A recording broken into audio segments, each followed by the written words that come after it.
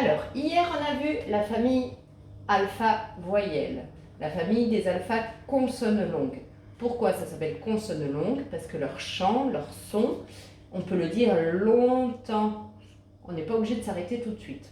J, ch, v, l, s,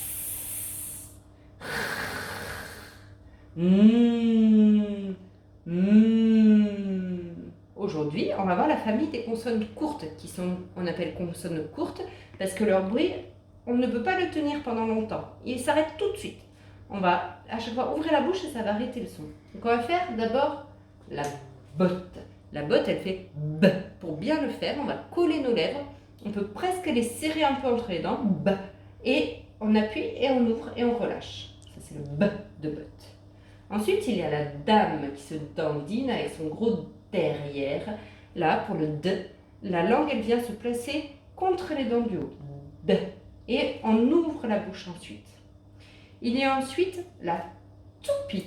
La toupie, les dents viennent taper. Elles viennent taper les dents du haut et ça fait t. D'accord?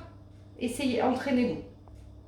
Ensuite, il y a le perroquet. Alors, comme pour la botte, nos dents elles viennent se serrer, presque être écrasées par les dents, mais ensuite elles vont exploser, d'accord? Ça fait comme, c'est le perroquet qui pète, elles explosent nos lèvres.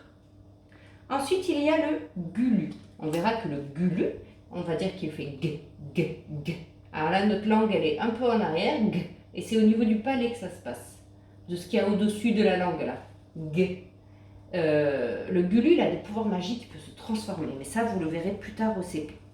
Et le dernier qu'on va voir aujourd'hui, c'est celui-là, c'est le cornichon. Comme le gulu, il a des pouvoirs magiques, il peut se transformer, et il fait k, k, k. Donc là, on a un peu comme le gulu, mais le gulu c'est plus au fond vers la gorge, et le k, cornichon, ça vient taper un peu vers l'avant, mais la langue ne touche surtout pas les dents, d'accord?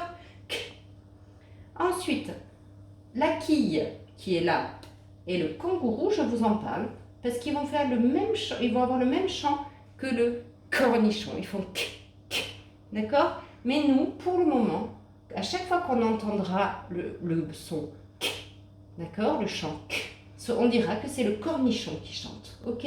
Pas la quille et le kangourou, parce qu'en français, il n'y a pas très souvent ces lettres. On les utilise, mais moins souvent que le cornichon pour faire